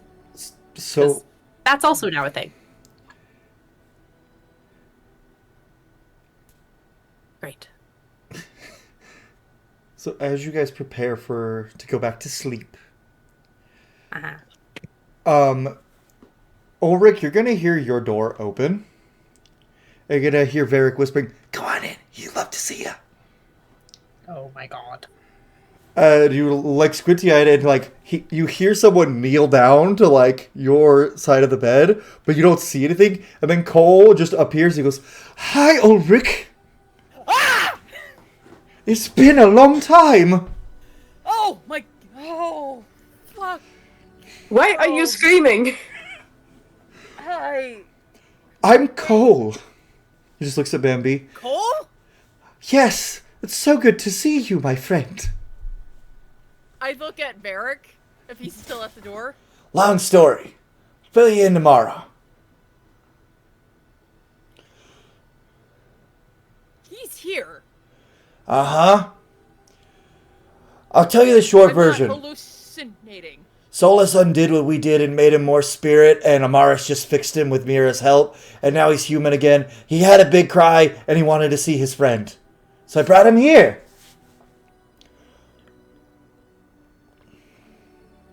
I'll look back at Cole. Hi, Cole. Hello. Don't worry, I won't make you forget anymore. I'm human again. Okay. Yeah, okay. Yeah, sure. There's a little moment where he looks aside and he just was, clearing rubble, must say further. Not her fault that the darkspawn came. We're done. Yep. Sorry, Okay, sorry. thank you. I'm still getting over it.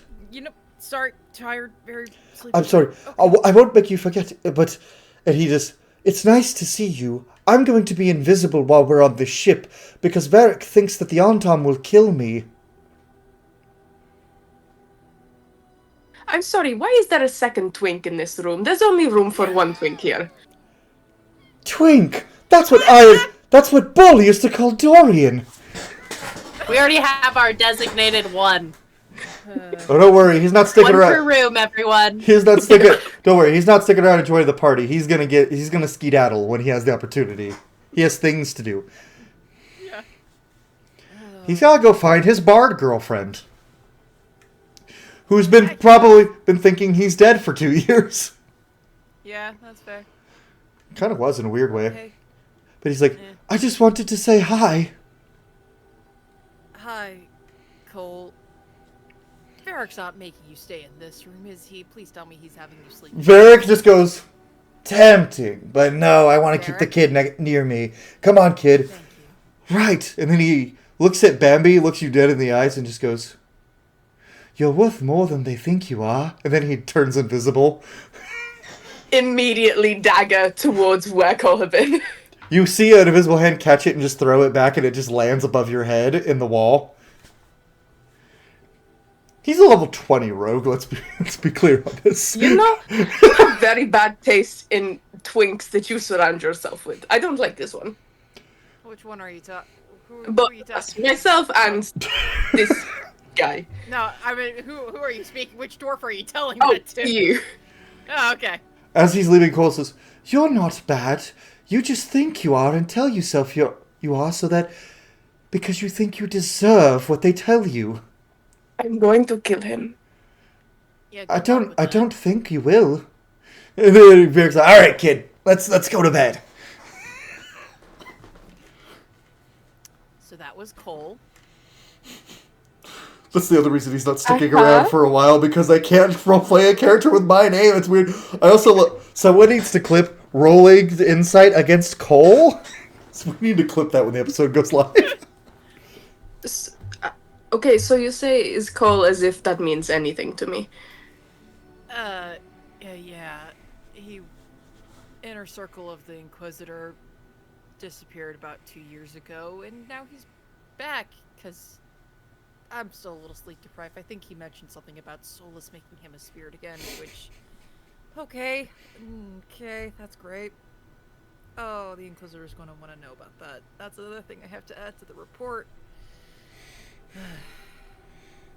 Varric hears you say that, and he says, do not put that in the report. I will tell the... I'm going to take the kid straight to Horns. Yay. Sure. Alright. Yeah. Oh, there's your confirmation that the Inquisitor and Varric finally got close enough for Varric to give him a nickname. Yay. You know, this is... In Treviso, very simple. You get your contract, you kill people. Here, there are like 20 plot lines. I don't follow any of them. What is happening right now? Kid, if I knew that, I wouldn't be half asleep trying to figure out and still process that I actually saw Cole and that I didn't get hit with some kind of, I don't know, hallucination or something like that. So I'm going back to sleep, and if I see him again tomorrow, I'll know that I wasn't hallucinating. Good night. Listen, it's all the same plot thread. It's just got branches. and they all revolve around the egg. This is just Bambi. Yeah, I know. He's... Bam- We talked about this when we met up in person. Bambi didn't even realize that they were going to Farfalla. I thought the Qunari were just there to be hunky. Yeah, Bambi has no idea what's going on. So with Or just go straight back to bed. Yeah, Bambi's gonna roll over and go back to sleep. And just try to forget that someone just threw a dagger at him. And that's adding to more mortality. he was giving it back.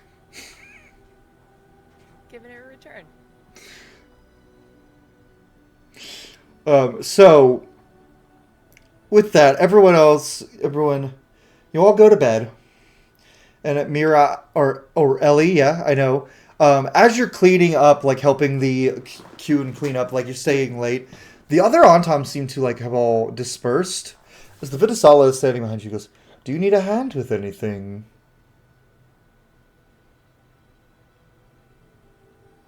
Wanted to make sure y'all know how to take care of darkspawn bodies. We appreciate all the sacrifices of the Grey Wardens. Whatever would the world do without you? I didn't Just be it. ask you to talk about the Grey Wardens. I asked you if you knew how to take care of bodies. Most bodies, yes, but Darkspawn bodies are a little different. You just go... And he leans down to look you in the eye while you're like leaning over and just goes, "Such interesting details your Valasleen has. Blood and ink, not common." What's your point? I know all about you, Ellie. I know what happened to your real family. I know that you joined the Grey Wardens. And I know you're not Dalish. You seem to think you know a hell of a lot about me. Let's just say even I have friends in high places in the Grey Wardens.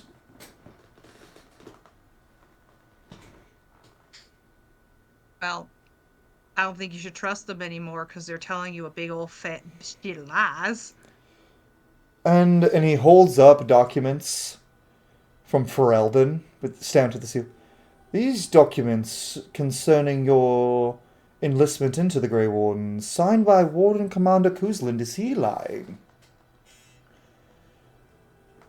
It's something you're gonna have to ask the Warden Commander, isn't it? City-born elf. Why perpetuate this? My only question is... Vitasala, you've taught me. You've figured out my secret. I'm in fact... And My only question is, why bother? I'm in witness protection because I witnessed a horrible crime. So they put Valasleen on my face and hid me in the Grey Wardens. Oh, Vitasala, you caught me. I'm actually the secret love child of King Alistair and one of his handmaiden elves in his castle. But we can't let Queen Honora know, so they put Valasleen on my face to hide me, and then I joined the Wardens to follow in dear old Dad's footsteps. Or, this one's better. Oh, Vitasala, you caught me. I'm actually a darkspawn, and I killed this elven girl, and now I wear her skin. You can throw your little temper tantrum all you want. Documents mean absolutely shit. My only question is, why? You know most Dalish don't like when you city elves appropriates their culture. Unless you become Dalish yourself. So why not simply join a clan? Ah, right, because you're a Grey Warden. Silly me.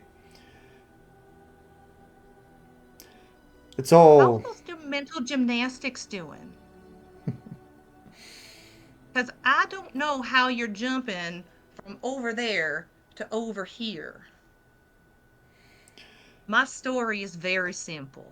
I think you just don't like that somebody knows. And don't worry, I'm not going to say anything. It's not worth the time, but I just wanted you to know that I know. And I could let others know if certain things aren't done.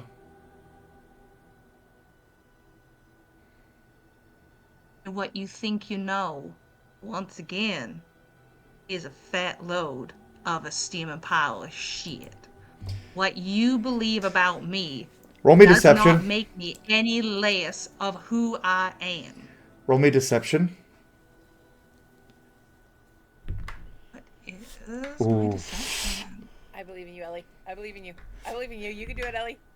Deceive the fuck out of this prick. I worry because he's a spy. Yeah. Yeah, He's in charge of the Ben Hasrath. He's in charge of the Ben Hathras. I don't know if I'm gonna. My 14 is going to beat anything. He I don't rolls. think it beats his 36. I was even at a nat 20. I don't come close Well, to that with my plus. If you had rolled a nat 20, I would have given a little leeway, but he just goes, you can play your games all you want, but I just know that there are some people back in Ferelden who I don't think would take kindly to being hurt. Or some Grey Wardens who, if they learn your secret, might be a little upset, or maybe even some of your own little group. Now, I know for a fact that there are some Dalish clans that would not be happy to hear this. Even if your little Dalish friend doesn't care, some clans might. And when they find out the Grey Wardens allowed this, well, maybe that could lead to some troubles. Oh, and you know that land that King Alistair graciously gave to the Dalish elves? Well, what if they were to rebel after finding out that King Alistair allowed this too? You know how fickle some of your people can be. Sorry, not your people, you're not Dalish. So, you and I are going to have a little conversation, unless you want to see a lot of innocent Dalish elves die, and a lot of Grey Wardens being blamed for things. Oh, Ellie takes a swing at him. Okay, roll to hit. Yeah, that was, so she's an armed strike. That is, I'm not gonna make it. It's a 13. He catches your fist and says, careful.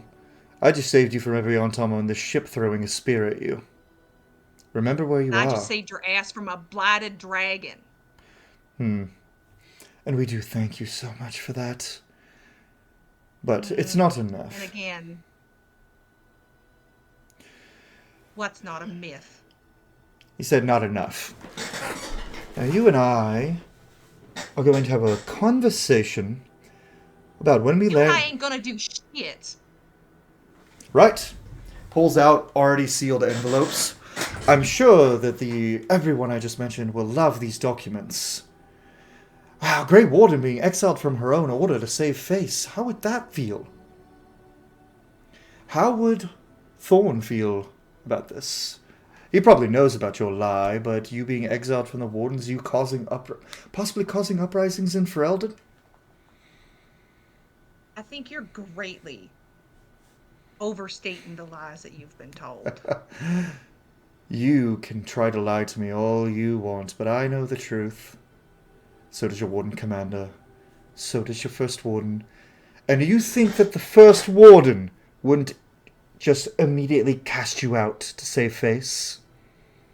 You know him. Oh, and who will it piss off? A couple of Ferelden Grey Wardens and a Qunari Grey Warden that he doesn't even care about. Kuzland can't protect you now that he's gone. Again. So you have two choices. Tomorrow, before we land, come speak to me in my private office. If you do not, I will make sure these are delivered immediately to everyone who would benefit from hearing about them. Don't worry, I'm not going to ask you to kill anyone or do anything like that. We'll talk more later, I'm sure. Enjoy your time with Thorn while you can. Who knows how many assignments you'll have left with him. And he just walks away.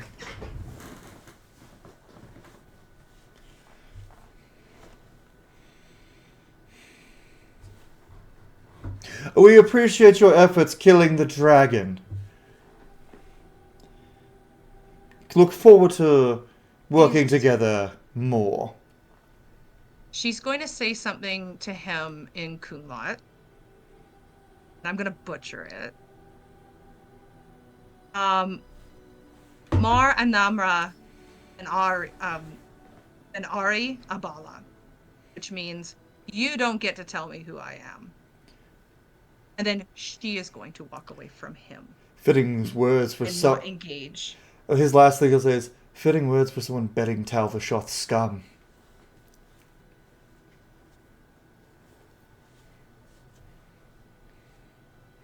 Relay than you, that's for fucking sure. Read enough Qunari to fucking know. He just smiles at you as he watches you walk back towards your room. And then you open the door, and Thorn's just, like, laying in bed. He's got his, like, night clothes. He's like, oh, there you are. Took you a while. What's wrong? Yes. One of the Antom getting in my head. The Antom? Yeah, real fucking mouthy one. Thinks he knows shit about shit. You're talking about an Antom that was talking? I can't get one to say more than 3 words to me. Yeah, well, this one's fucking mouthy. No. It's that. Vidasala? Yeah, that asshole. So he's not on top. It doesn't matter. What did he say? He just thinks he knows shit about me that ain't true. But he wants to use it to blackmail me. He's making a lot of different threats. He looks down at the ground, and he looks up and goes, Ellie, I know. You know what? Ogren's a chatty drunk. Ogren don't know shit. You think Warden Commander Kuzland didn't tell him about your situation? It's okay, I don't judge you for a second. How many other people fucking know? As far as I know, just every superior officer you've ever had. So me, Carver, First Warden, Kuzland, and Ogren. It's a small list. Considering 2 of them are chatty drunks. Well, Ogren's always drunk and he's always chatty, so...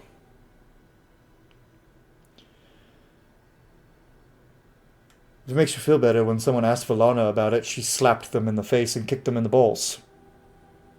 Oh, of course she did. She's my fucking keeper. As far as I'm concerned, Valana saying you're Dalish means you're Dalish to me, but I don't know if other people will see it that way. I've never questioned it for a second, because that's who you say you are. And when someone tells me they are something, and they truly believe it, and that's who they want to be, then we accept them for it. Yes, come here. He's just gonna go up and lean on him. He's gonna give you a hug and just like stroke your hair, and she's like, let's just go to sleep. We don't need... I need a bath. Scoops you up, Princess... I'm still icky. Princess E takes your armor off you. Princess carries you to the bath. And he's like, I filled up a new one just for you. Puts you in. He's like, oh, I also got another one of these. Dunks it in. It's like, look! And everything changed to like rainbow patterns. Is that fucking cool? Why don't they have this shit in fucking the Anderfels?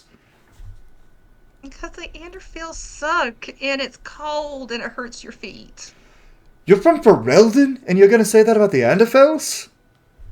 Yes, because the Anderfels suck, and it's cold, and it hurts your feet. Hey, That's hey. why I have to wear fucking boots. Mountains are better than little rolling hillsides and dog smell. Okay, Not for your feet, it's not. that's fair. I do like dogs, too. Yeah, the dogs are pretty great. You think if I went to Ferelden, they'd let me get one of those Mabari? Oh, probably. They're all over the place. Listen, Everybody says they're like big war dogs and shit, but maybe it's just because I spent too much time in High Everett. There's just puppies everywhere. BioWare wouldn't let us have a Mabari in Veilguard, but damn it, I'm gonna give this party a Mabari at some point. Because I know what BioWare fans want. I am the Mabari. What are you talking about? True. I'm the So, puppy. and he sits next to you in, like, outside the bath, and he just leans in. He's like, "This tub swallows you." He's too big. He She's lo- kind of like holding on to the side a little bit. She's like, my butt don't hit the bottom. He pulls out the drain a little and lets it get down a little bit more, and then he corks it. He's like, "There you go. Oh, that's bitter. Do you want to be alone, or do you want me to stay with you?" I don't know. He gives you a forehead kiss and says, "Just call me if you need me." And he walks out of the bathroom. Yeah, Ellie is very quietly distraught about this. And with that, you guys all get your long rest. Ellie eventually climbs out of the tub, goes to sleep, and it is the next morning. And as you all are preparing for your day, and you walk out of your rooms, Ellie, we'll say you and Thorn walk out first, and he goes, "Good morning, Ellie." Who's saying that? The Vidisala. That's mixed up. He's like, "Good morning, Ellie." Get fucked, asshole. How very Ferelden of you. And then Thorn Fucking Heraldin. just looks at him. Expect? I'm just a little country bumpkin. Thorn doesn't want to give anything away. He just looks at him, but he doesn't have any facial expression. And he just like goes, "Come on, Ellie. Let's go make sure they did what they were supposed to." You two walk upstairs. Does anyone want to do any morning routine things or any morning check-ins before we end the episode? Yeah. Because your DM is tired because it's a late night session. It's 1:30 for me. Narcisse would like to go chat to Amaris real quick. Okay. Morris would probably be on the top deck at this point. He's taken to sort of walking around, eavesdropping, if anyone's talking at all, before making a move to go further into the ship. But if he sees Narcisse coming, he will pause. Yeah, Narcisse definitely comes like with purpose. Like he's like striding over, sashaying a little bit. Like, evidently he's had like a brainwave while he was sleeping. And immediately Narcisse is like, "So, Amaris, you know that thing that you do where you can like talk in people's heads? How far does that go?" Well, across Vegas, as far as I'm concerned, for the most part. Depending on which ability. Why? Well, so I'm far too happy. well, I realized something, and that is that I should be in my Ho era. And so I was wondering, because you know Lucanus, I was wondering if you could send Lucanus a message for me, because I don't have any of the like magic powers. Lucanus. Did we see him? Was he the one you were on the balcony with? That would be him, Lucanus de la Morte. Yes. Oh, horny Cass, here I we would come. consider it a huge favor. You are racking up a debt of huge favors. What is your message? Hello, Lucanus. It's me, Bambi. Quick question. What are we? Is this like an open relationship? Or not? Because I'm This is the equivalent of doing this to surrounded text. by hot Qunari.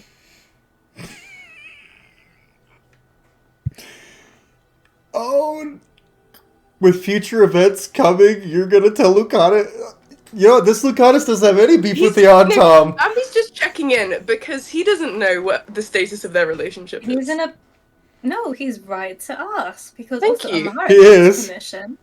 They're respectful. Thank you. Amara laughs at you for one.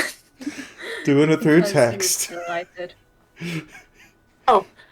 You can reply in my head. That's 25. I adore this for you, truly. Thank you. I love this you know? for you. This is greatly amusing to me. I will support you in this, yes. It is. Excellent. Thank you, Amaris. It is also the Thedas equivalent of 7 a.m. for you guys, meaning in Treviso it is like 4:30 in the morning. Perfect. That means he's by himself. That means he's alone. Exactly. Perfect brooding time. Was that exactly 25 words on your That was end? exactly 25 words. We're just gonna say Amaris relays that message.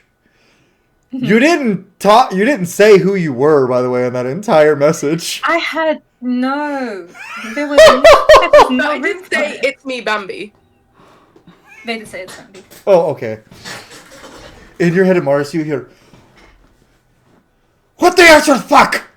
Oh, I need coffee.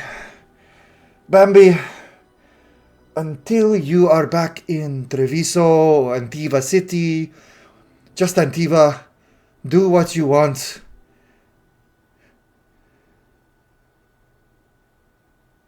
Mierda." I mean, that's it. He says, 4:30. do what you want. Do I want? Until Okay, do well, what you now- want. Until you're back in Antiva or Treviso. okay, but like, how did he say it? The Bambi is doing the full girls talk right now. So like, how did he say it? Like, what was his, like, tone of voice? Like, did it sound like a "do what you want" or like a "do what you want"? You know? It sounded from my perspective of how he sounded. I imagine it's quite early. It was more of a do what you want, mierda. It's very early. He sounded half asleep. Brain capacity to actually formulate a response, so that's good on your end. He sounded exasperated, but he didn't sound as if he was lying. There was no hesitation when he spoke, which means he does quite literally mean do what you want. Okay, perfecto. Time to go ride some horns, eh? And with Yep. That's when Mira walks up. I want it to be canonical that is the statement that Mira was fully walking out to say good morning, and then Yeah. she was like, "The fuck is happening?" I got Amaris to do the message thing to my boyfriend to check if we were in an open relationship because we are surrounded by very hot Qunari. And we got the go ahead, so everything's great. He's welcome to make new friends and more. That's all that matters. she pauses for way too long and is like, "I'm happy for you," and then walks away with the pure intention of asking what all of those things meant to Ulrich. So at Because this she point- didn't want to ask there. Ulrich, She was after Great. after a night of filling out paperwork and then Cole, you walk out and immediately see Mira walking straight for you, looking very confused. This is incredible. Good morning. Morning. Okay, so I have a set of questions about terms I don't really understand, but it feels like I should understand them. And then I need clarification on if I was supposed to ask Amanda Cullen any of those things. And then she just fully lists what Bambi said and expects Ulrich to give her an idea of what's going on. So, what does that mean? Who did you learn this from? Who do you think? Yep. Okay. Oh, fuck me. Alright. And he'll get into a very I exasperated think you say explanation. fuck me, and Mira goes, "No, thank you. Can you answer the question?" No. Varric is walking by, his leg feeling better, just goes, "Ha! I like Mira." It's like, I like Mira. She meant it completely seriously because she doesn't understand the turn of phrase. Okay, that's Oh, an that's done. expression. All right. Oh, And he'll get into the explanation of it all. And Varric, Great. Varric is sitting there nodding anything Ulrich says, and he's like, "But the last question, you should probably try to talk to Cullen, because I don't think the dude's ever been in a relationship. So, well, that's ever. there's one girl he told me about that he liked. Her name was Amel. She was in the Circle Tower. And she apparently just fucking died when the mages did their thing. And then when he was in Kirkwall, he was a little bit of a zealot, so he got better. He did get better.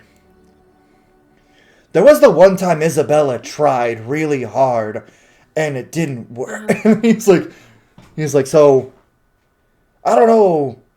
Cullen just seems like kind of a waiting for the right thing kind of guy.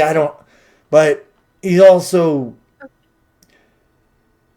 the man." Well, I have no plans to ride horns, so I think it's fine. Probably. Right? Did I say that right?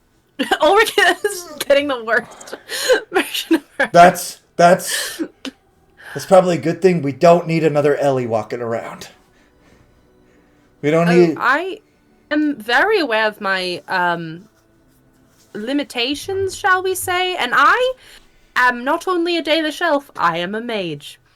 I am very small and very weak, so no interest.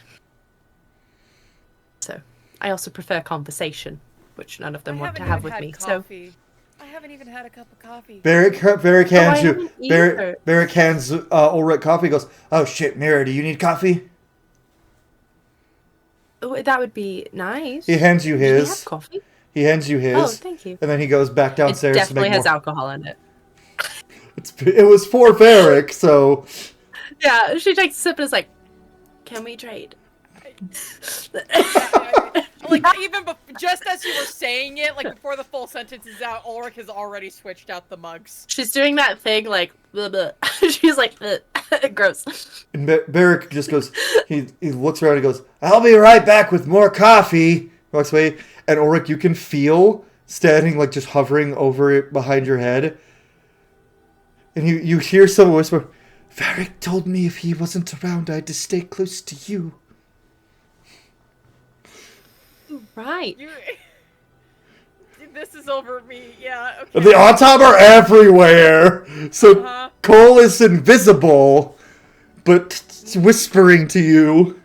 I have a very high passive. Can I hear it? Oh yeah, you hear Cole like right behind Ulrich, perfect. and you see Ulrich's face. You know, I find it incredibly helpful that your friends are so compassionate, Ulrich. Isn't that lovely? I need more coffee. may have had a weird dream last night.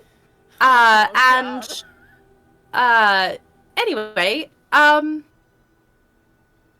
right, so We could talk about it later. Can we talk about it later? This is a lot for the last night and this morning. Is it okay if we talk about it later? Can we put a pin in the conversation? 'Cause sure. I care about you so much. I just am not. Oh. I don't have. I care about you too. Okay. Okay.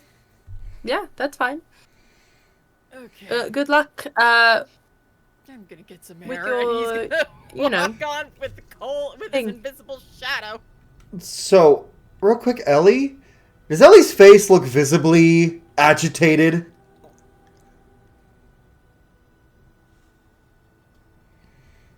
Not happy today.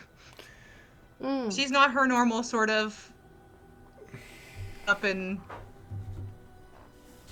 fun. you know, everything's fine kind of Ellie. She's a lot more. She was quite aggressive coming out of her room, you know, telling the Vitasala to get fucked. And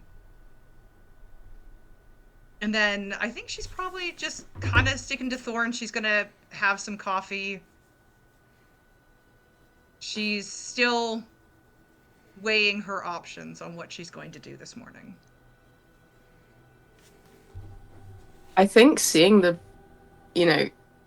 not happy face, Bambi immediately goes over and tries to sleight of hand a note to you.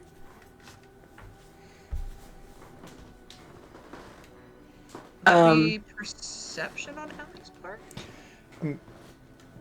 Or are we just gonna do it? We can just do it. He just slides a note just so, into your hand. Yes, just so none of the Qunari see.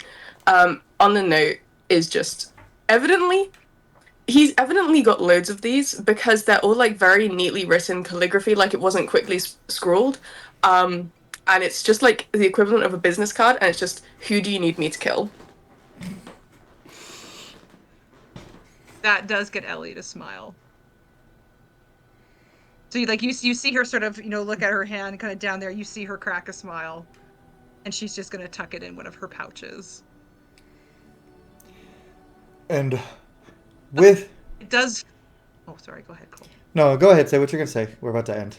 I was going to say, the smile does fade fairly quickly, though. Like, it's just a little crack, and then her face goes kind of blank again. Bambi hands another one. Thorn sees it. He just goes, she's just in a bad mood today. Okay, but like the comedy element of it, there's the rule of 3. I learned about this when I was in clown school for a brief time in Treviso. That actually makes way more sense than you being a crow, if I'm being honest. Oh, no, it was for a mission for the crows. Don't worry about it. Never mind. Thorn had just given up talking to Bambi seriously in any regard. He's just like, what the fuck ever. Nice. And he just... So, with that, that's the end of tonight's session, everybody. We had our little happy fun time, and nobody got blackmailed at all, and nobody had to save Cole again.